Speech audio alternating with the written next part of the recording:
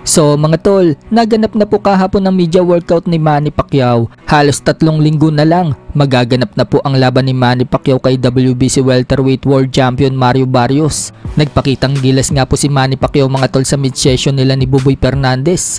At dahil marami ang nanonood na media at nagkakabar ng training ni Manny Pacquiao, halatang sinisimplihan lang po ni Manny Pacquiao ang kanyang suntok. Kumbaga mga tol, kontrolado lang. Pero bago matapos ang mid-session, may isang suntok si Manny Pacquiao na ipinatama sa panga ni Buboy Fernandez. At yung suntok na yan, mukhang yan po ang target ni Manny Pacquiao dito kay Mario Barrios. Marami ng pinagdaanan na laban si Mario Barrios na talagang kumakain ito ng suntok sa muka. Kaya sa mga laban ni Barrios, laging bugbog sarado ang muka nito. Kaya mukhang pa nga talaga ang tatargetin ni Manny Pacquiao kay Barrios. Kapag yung estilo ni Barrios hindi niya binago, kakain din ito na maraming suntok kay Manny Pacquiao.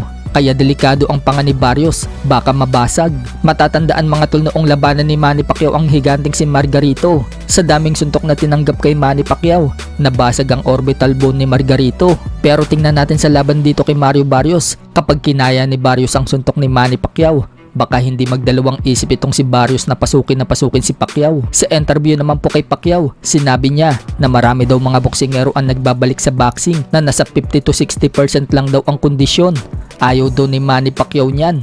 Ang gusto daw ni Manny Pacquiao, 100% daw ang kondisyon niya. Binunyag naman ni Sean Gibbons mga tol na simula daw ngayon, magi-sparring na daw si Manny Pacquiao ng 8 rounds, 10 rounds hanggang 12 rounds. At sa 15 days daw na natitirang araw ng training ni Manny Pacquiao, puro hard work na umano ang gagawin ni Pacquiao bago sumalang sa laban sa July 19. Nagsalita naman po ang ka-sparring ni Manny Pacquiao na si Saul Bustos na niyanig umano siya ng suntok ni Manny Pacquiao. So ibig sabihin mga tol, napakalakas pa rin talaga ni Manny Pacquiao. Samantala, nagbigay naman po ng payo si Manny Pacquiao sa laban ni Crawford kay Canelo Alvarez. Tinanong po kasi si Manny Pacquiao sa isang interview kung anong masasabi niya kay Crawford na aakyat daw ng 2 division para harapin si Canelo. Sagot ni Manny Pacquiao, mahirap daw na challenge yan para kay Crawford.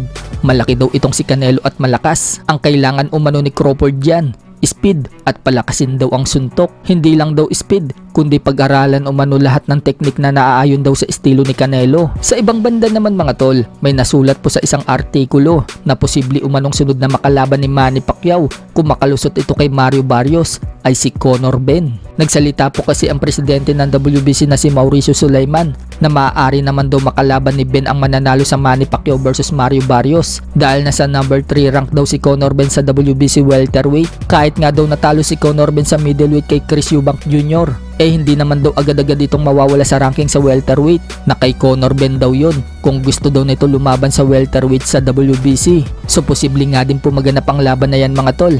Pero para kay Pacquiao, hindi niya muna iniisip ang susunod na laban. Nakapokus muna siya kay Mario Barrios bago pag-usapan ng iba.